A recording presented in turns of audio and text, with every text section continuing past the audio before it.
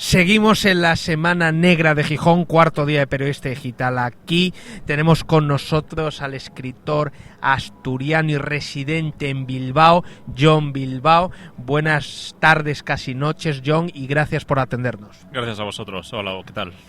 Jon, para mí es uno de los mejores narradores españoles actuales. Ahí está su espléndido libro de cuentos Bajo el influjo del cometa, sus novelas El hermano de las moscas, Padres, hijos y primates, y esta última que además está finalista del premio Spartacus, premio que también concede la Semana Negra de Gijón, premio Espartaco, Shakespeare y la ballena blanca, publicada en Tusquet. Bueno, me figuro que estarás muy ilusionado con esta candidatura. Sí, me hace mucha ilusión porque, sobre todo, verme englobado bajo la denominación de autor de novela histórica, cosa que nunca me había imaginado, porque cuando me planteé escribir esta novela, no lo hice con vocación de escribir una novela histórica, sino una reflexión novelada sobre el proceso creativo que, bueno, por una serie de pasos que ahora vamos a obviar, me llevó a Shakespeare y a Melville y a Moby Dick, lo cual me obligaba a hablar sobre el pasado y, por tanto, a hacer involuntariamente una novela histórica. La novela es una novela muy hermosa. Yo te entrevisté cuando la acababas de publicar para otro medio. La novela es un cambio en tu trayectoria. Tú has sido más un escritor de género, aunque siempre lo has trascendido, está por encima de lo que sería el género canónico, ¿no? Y luego es también una novela bastante singular en el panorama de nuestras letras. La novela funciona como muchas historias y de muchas maneras. Por un lado funciona como una novela de aventuras, que es esa peripecia en ese barco. Shakespeare va con su compañía de teatro a Dinamarca para presentar unas obras, se encuentran con una ballena y no pueden continuar, están varados en mitad del océano. Por ahí digo, funciona como una novela de aventuras, y por el otro lado funciona como una novela casi metaliteraria, porque Shakespeare se obsesiona con esta ballena, quiere llevarla a los escenarios y no sabe cómo hacerlo, y a lo largo de la novela pues piensa cuáles pueden ser los mecanismos, ¿no? Efectivamente, lo has resumido muy bien. Y tenía claro que tenían que ir alternándose dos elementos en la novela. Una parte más reflexiva acerca de cómo algunos aspectos periféricos del proceso creativo, como son la situación económica del autor, lo que el público espera de él, limitaciones técnicas de la disciplina que practica y sobre todo su situación sentimental, condicionan su trabajo hasta el punto de que pueden llegar a estrangularlo, ¿no? Así que, bueno, puse a trabajar a Shakespeare, a uno de los principales autores de la historia, con una idea muy potente que es la de Moby Dick. A ver si este hombre sería capaz de llevar esa idea al teatro. Pero claro, es que el trabajo de los escritores es muy aburrido visto desde fuera, ¿no? Es una persona delante de unos papeles escribiendo o simplemente mirando al horizonte y pensando. Así que esas partes reflexivas se van alternando con otras en las cuales se narra cómo esa ballena que aparece en torno al galeón en el cual navega Shakespeare, a partir de cierto momento comienza no solo a contemplarlo, sino a agredirlo, a darle empellones, y se convierte en un peligro. Por lo tanto, la escasa dotación militar que viaja a bordo de ese barco y que no tiene conocimientos de pesquería de ballenas, pues como puede, tiene que defenderse, ¿no? Así que podemos verlo como una versión de tiburón, pero en lugar de un tiburón blanco y una barca de pesca, pues tenemos un galeón isabelino y un cachalote.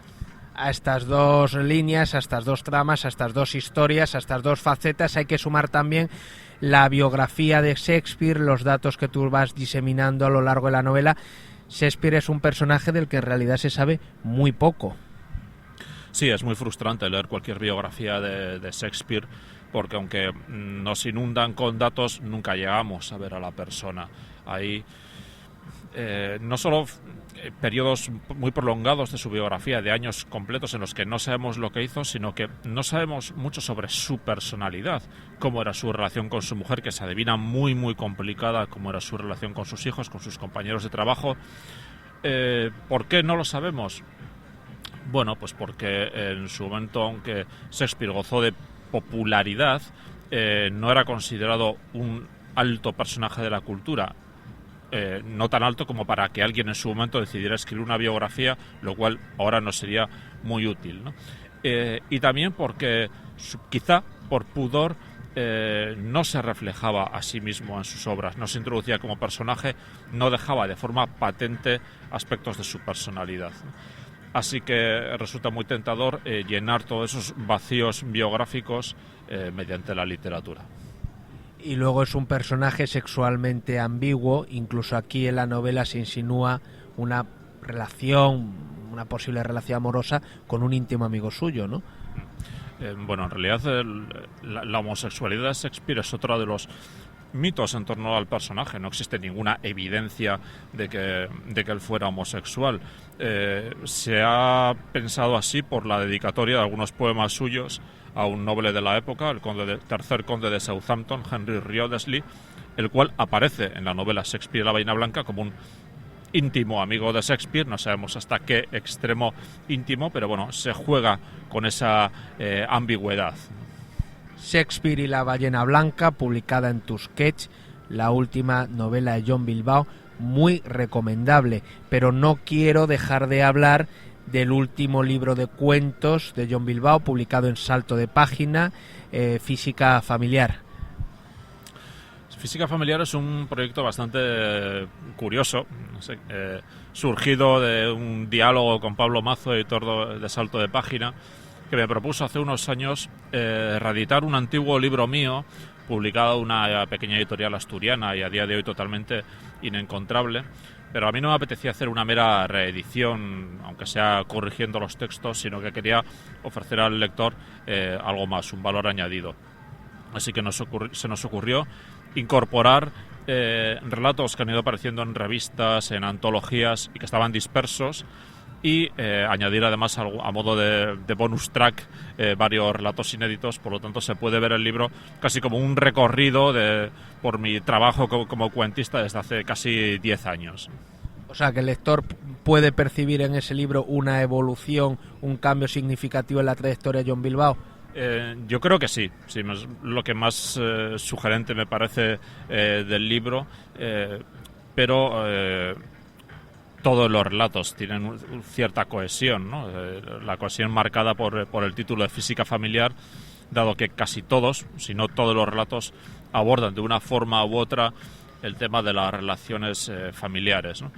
Padres con hijos, entre hermanos, parejas, explorando hasta qué extremo se pueden tensar esas relaciones hasta que alguien diga ya es suficiente, ¿no? Todo eso desde diversos puntos de vista, desde diversos géneros, relatos realistas, relatos con elementos de género, relatos ambientados en la actualidad, a un relato histórico. Por lo tanto, creo que queda un panorama bastante amplio y dinámico del tema. ¿Y por qué esta obsesión del escritor John Bilbao con los animales? Porque los animales suelen tener bastante protagonismo en tus narraciones, los animales suelen aparecer en los títulos de tus novelas, Shakespeare y la Ballena Blanca, Padres, Hijos y Primates, y estoy recordando ahora que en Shakespeare y la Ballena Blanca hay un momento en que el narrador cambia y... no, quizás sea en Padres, Hijos y Primates, hay un momento en que un águila toma el testigo del narrador. Shakespeare, correcto. Sí, en Shakespeare y la Ballena Blanca, que en ese galeón no solo van personas, sino que van varios animales, que son regalos de la reina de Inglaterra traídos desde las colonias en las Indias para el rey de Dinamarca, entre ellos un águila de cabeza blanca, que bueno, tiene un momento bastante singular. ¿Por qué aparecen tantos animales? Bueno, pues es una respuesta bastante trivial, pero en primer lugar porque me gustan y me apetece incorporarlos a mis textos. Bien, ahora respuesta un poco más sofisticada. Cada uno tiene su función, pero hablando en términos generales podríamos decir que los animales son instrumentos de algo que podríamos llamar el destino, ¿no? Y que intervienen en la vida de los personajes, haciéndoles ver que quizá esa felicidad de la que disfrutan no es tan perfecta como ellos piensan y lo que les obliga a replanteársela, o bien como acicates para perseguir una situación mejor de la que en ese momento tienen. Cualquiera que haya observado atentamente durante unos minutos a un animal, o cualquiera que tenga uno en casa, sabe muy bien que estos ven cosas que nosotros no vemos y anticipan cosas que va a ocurrir, ¿no? Sí, además para los que gustamos de introducir elementos del género de terror, incluso de la ciencia ficción, ese aspecto misterioso, luminoso de los animales da mucho juego. Estoy pensando en el mono de Padres, Hijos y Primates, en la tercera parte, que es un mono siniestro, muy inquietante y que te mantiene en todo momento a ver qué va a hacer, ¿no? Sí, ese mono además sirve de recordatorio a los personajes de dónde vienen, ¿no? De esa parte primitiva que hay dentro de nosotros que en un momento dado puede revivir.